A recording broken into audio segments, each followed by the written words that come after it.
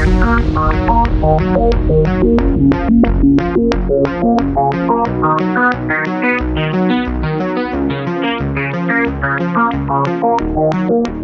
everyone, and welcome to the Creative Commons podcast, where we congregate in the common room to talk about the creative industry.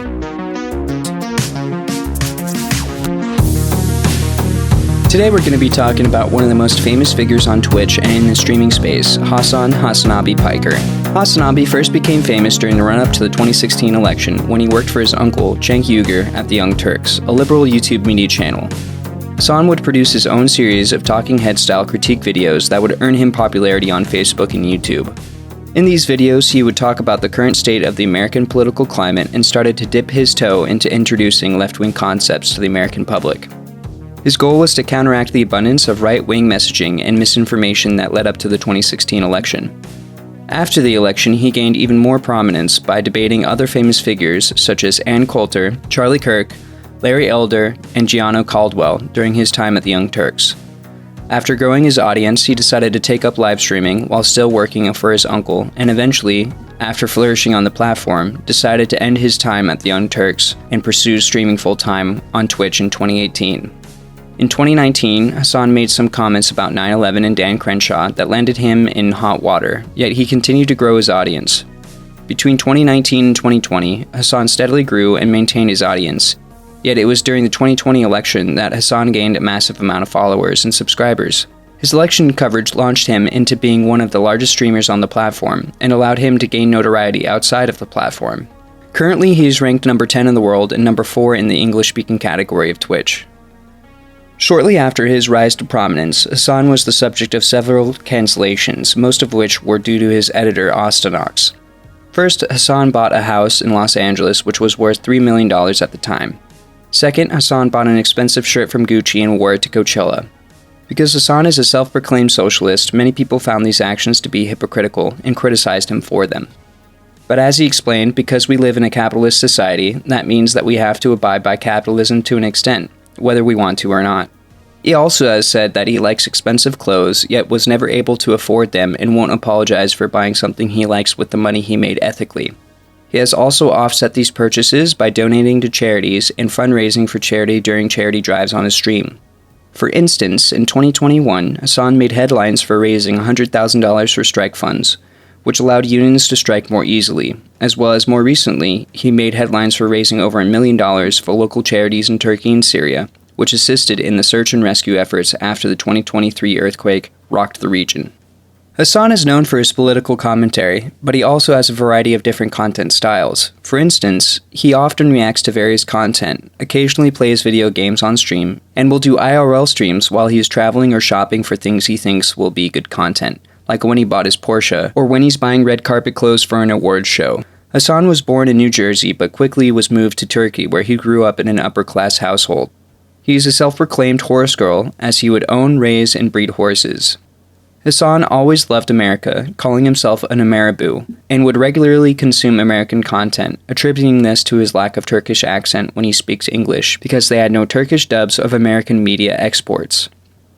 Growing up, his mother would take him to America for the summer, where he would attend basketball camp. Here he developed his love of basketball, which he still plays to this day. After graduating high school in Turkey, he attended college in America at the University of Miami, much to the discontent of his parents. During his freshman year, his dad lost all of their money, and according to Hasan, it had a very big impact on his life. Shortly after, Hasan transferred to Rutgers in New Jersey, where he would finish up his political science and communications dual major degree. Unable to find work in the political science field, he decided to work for his uncle at the Young Turks in Los Angeles and moved across the country. Shortly after, he met his now best friend, Will Neff, who we will be covering later. He started working as an ad sales biz dev associate and would fill in for hosts when they were in need of an emergency backup. Over time, he convinced his uncle to let him produce his own show, which he did at practically zero budget and on his own time, since he still had to do his ad sales job. Hasan is a content machine. Since leaving the Young Turks, he streams 8 to 10 hours a day and has done so almost every day for the last 3 to 4 years and constantly works to improve his craft. Currently, he streams to roughly 30,000 concurrent viewers daily. He has built a very strong and loyal community, which he states he loves to show up to entertain for each day. His streams have a content schedule, and each day he starts off with a fan-made intro title sequence, and then goes straight into the parasocial updates, where he talks about his personal news for those who enjoy hearing about his life between streams. This normally includes shows that he is watching or video games that he's playing in between streams. He then goes into the news for a few hours, where he covers the various topics of the daily news cycle. Afterwards, he reacts to various content and gives his own opinion on the topics that are being discussed on the internet. At the tail end of his streams, he'd occasionally play video games or react to his subreddit OkBuddyHasan, where his community posts their memes. At the end of each stream, he plays a fan-made outro song and signs off. As a prominent recurring member of the Poggers community, Hasan often collabs with other streamers such as Will Neff, Austin Show, and QT Cinderella, who are his fellow podcast co-hosts on the podcast Fear and, as well as with Ludwig, Valkyrie, Myth, and several other major content creators. Being a prominent streamer on Twitch, and due to his left-wing political views, he is constantly in the crosshairs of other streamers and chatters for something he has said or done that they take issue with. Big streamers such as XQC, Trainwrecks TV, and Aiden Ross constantly try to stir up drama and have had several different beefs that they all find themselves at the center of. Over a year ago, Hasan called out all three of these streamers for streaming online crypto gambling to their young audiences. During this saga of drama, Twitch updated their terms of service to prohibit online gambling such as crypto and slots. Since then, Hasan has made up with XQC and the two remain friends. He has also tried to squash the beef with both Trainwrecks TV and Aiden Ross, but both have refused to let things be and moved to Kick, a platform that is owned and run by Stake.com, which specializes in online gambling, and partially owned by Trainwrecks TV, who is sponsored by Stake. Recently, Aiden Ross has started to turn up more drama as he blames Hasan for brainwashing children into following the gay agenda, and even tweeted Hasan pleading for him to kill himself.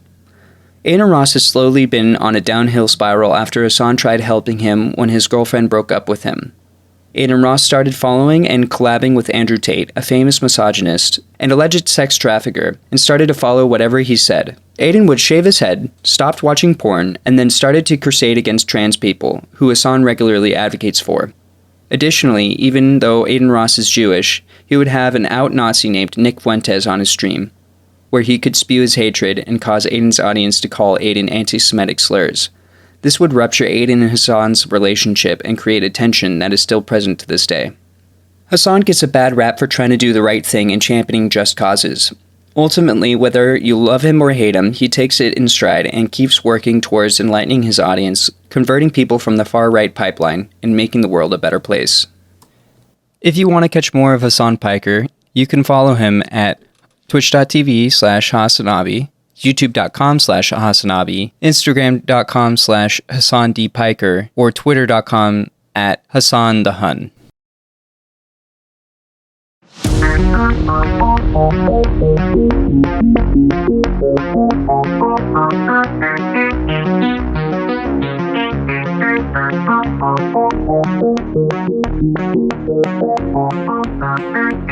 Thank you for listening to this episode of Creative Commons. Please check us out on all major streaming platforms where you find all of your favorite podcasts. For more information about the creative industry, we'll catch you next time on the Creative Commons podcast.